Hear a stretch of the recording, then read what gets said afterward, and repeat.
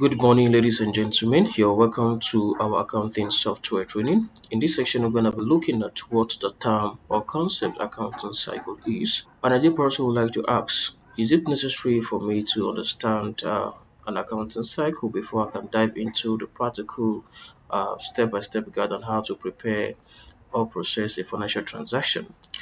It is very important that an accountant will welcome you with this topic so that you will have a good understanding, that is, have a general view of what the accounting process look like before we get our final report, which is the balance sheet, the income statement, change in equity, cash flow statement, and lastly the notes to the accounts in line with the international financial reporting standards. Right, so these reports are the final output, but before we generate this report, there are a lot of activities that are being done behind the scene, and that is what we're going to be looking at, and that is what make up the term that is called the accounting cycle. Now, based on what we have here in our slide, the accounting cycle is the systematic process of identifying, number one, analyzing, recording, classifying, summarizing, reporting, and closing financial transactions during an accounting period to produce accurate financial statement. That was the reason why in the last section I said that all accounting software are same. So when you have good knowledge in one, also learn other softwares or ERP, because the end product of every accounting software is to generate what is called a financial statement. So in a nutshell, I can say that the accounting cycle refers to the sequence of accounting procedures performed during a financial year. So, what are those procedures? What are those activities that make up this accounting cycle? That will take us to the next slide. Now, in the accounting cycle workflow, we have about nine activities. We have about nine activities that make up a complete accounting cycle. So I'm going to list each of the cycle. Then we're going to look at it one after the other in details. So I'll start with the first one here, which is identify and analyze a transaction. So that is the first step whereby the accountant will identify a transaction, understand the transaction, analyze them in order to know the exact book of account in which the transactions will be posted. Then the second is to record transaction in the journal. So when the accountant must have identified the transaction, then he needs to go ahead and record this transaction in the journal book. Then the third step is to post to ledger. Now, ledger represent the various books of account that is being maintained by an organization, right, or a business. An example of a ledger account or a book of account could be sales or revenue ledger, the capital ledger, or you call it the ordinary share ledger. We have things like accounts payable, trade receivable, and many other books of account, right? So it depends on the nature of industry where your client or your company falls under. However, we still maintain a generic word or term whenever we are referring to books of accounts. So when the accountant posts this transaction into the journal record, then he need to retire it or transfer it into what is called the ledger or the respective books of account that is being maintained by the company. Then the fourth is to prepare what is called an unadjusted trial balance. As we proceed, you get to understand what we mean by unadjusted trial balance. Then the next step is to make adjusting entries. So this section will cover every activities that make up an adjusting entry. We will testing different transactions and see how you will be able to understand these transactions and ensure that these transactions are being posted accurately in the respective books of account. They will now proceed to prepare an adjusted trial balance.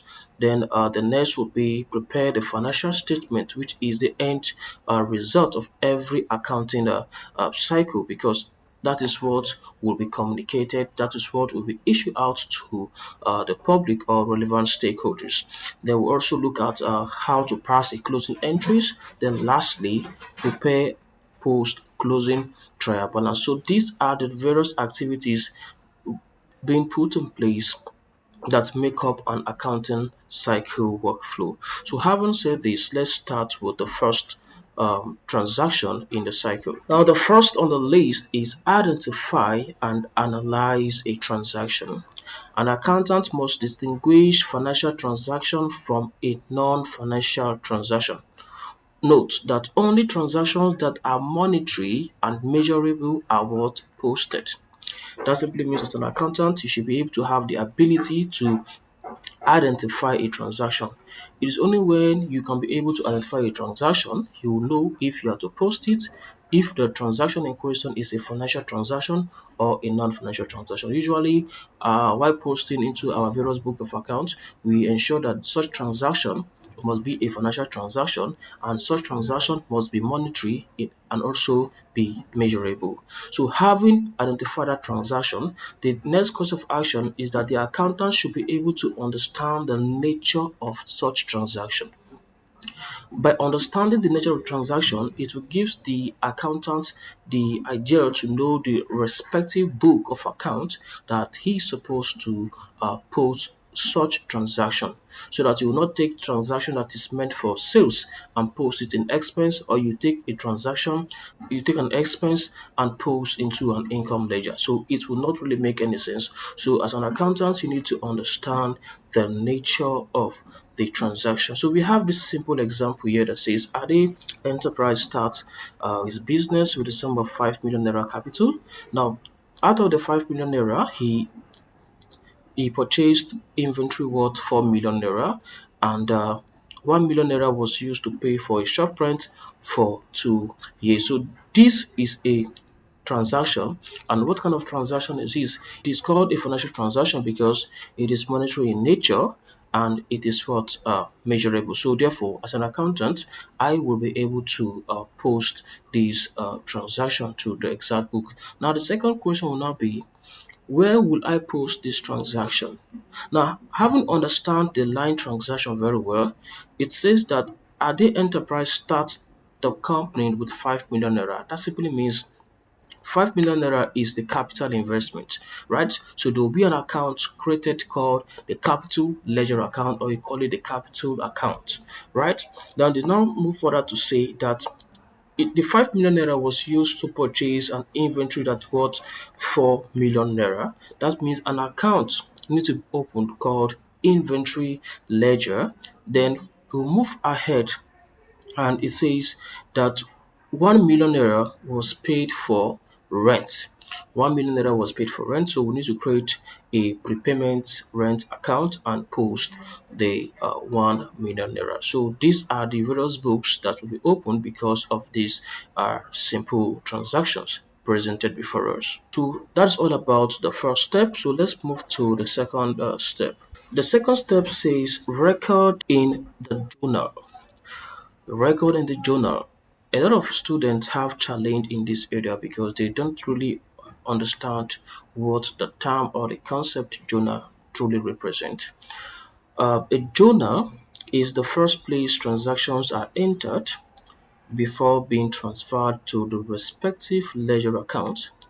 It is not an account itself. Please take note, a journal is not an account itself, but a master record containing all ledgers account entries in chronicle orders. Now, the reason why a journal is called the book of original entry because it is the first place that a transaction is being recorded before it is being transferred or posted into their respective book of accounts. So to give you a better explanation of what this is, I will quickly show you a typical example of a journal. So guys, for us to have a good understanding of what journal is in practical term, let's quickly post the transaction presented to us, which is at the enterprise, into the journal book. Now the starting point here is you can see that this journal book has the name of the company, then it has the title here as journal book. Then we have the period, which is for the month of January. Now this is just a simple structure of what a journal typically look like, starting with the date, the particulars. Now, the dates column represents the day of the transaction, and it has been stated that transactions are being posted in or recorded into the journal in a chronological order. That is based on the dates of occurrence, right? So if you have a transaction that occur in 1st January, so you must ensure you post it in 1st January. If you have a transaction that occur in 2nd January, so to come beneath 1st of January. If you have a transaction that occur in 3rd of January, it will fall beneath 2nd of January. That is what the chronological order is talking about. Now, the second column represents the name of the account in which the transaction will be posted to at the end of the day or will be retired to. The journal entry is the first book in which a transaction is being recorded before they are transferred into their respective book of accounts or the ledger. So this particulars contains the list of all the books of account or ledger account. Then the third column represents the chart of account code. So every account has what is called a chart of account code. You're going to learn more on this when we are creating the design of chart of account from scratch in this course. Then the next column here is the debit column. You can remember, like I said, debit represent anything that is coming in, while credit represent anything that is what going out. That is the credit column. Now, based on the transaction presented to us that says at the enterprise invested 5 million naira, right? Now, an account needs to be created called a capital account. So we have our capital account ledger, right? And in the posting, it will be under the credit side. Then for the inventory, because they said the company invested 4 million naira in purchase of inventory, so we have to debit our inventory. Then the remaining 1 million naira was used to pay for shop rent in advance. So we have our rent prepayment put into the debit column as 1 million naira. At the end of the day, our debit and what credit side must be the same. So after the accountant must have, record these transactions into the journal book, then he or she can now start transferring it one after the other or posting it into their respective ledger. Now look at the capital. That simply means there must be a book called the capital ledger or capital account. We have it in a different sheet. So under the capital account, you can see the posting here, which is in the credit side of the capital account. The header is what the header of the account is capital. Then the next account in the journal is the inventory of 4 million naira. So we have the inventory ledger here on its own of 4 million naira. They also have the prepayment. For now, our prepayment should be 1 million naira at the beginning of the month, 1 million naira. As simple as that. So at the end of the day, the accountant needs to retire or post this various transaction that has been captured in the journal book into the various book of accounts. So that is the reason why the journal is called the book of original entry, because it is the first place that transactions have been posted before they have been transferred into the various book of account or ledger account. Please, you need to note that in the modern accounting system, this issue of journal and ledger, where we say in the traditional system that transactions are being posted to the journal before they are being retired or posted into the ledger. So this is different compared to the modern accounting practice. In the modern accounting system, it is different because this posting works simultaneously. So immediately you post a transaction through a module, automatically it hits the ledger instantly and also reflect in the journal book or the journal records. What do I mean? Let me quickly show you a typical example for better understanding. So I'm going to execute a transaction using my QuickBook for this company called HK Limited. Let's assume that HK Limited made a sales. The company made a sales. So let me create a sales transaction and show you that I don't need to post in journal before transferring it into the ledger. Rather, immediately I post the sales transaction through the sales module, automatically the system is going to post this transaction into the sales ledger and every other relevant book of account, and at the same time the transaction is going to reflect in the journal record or book.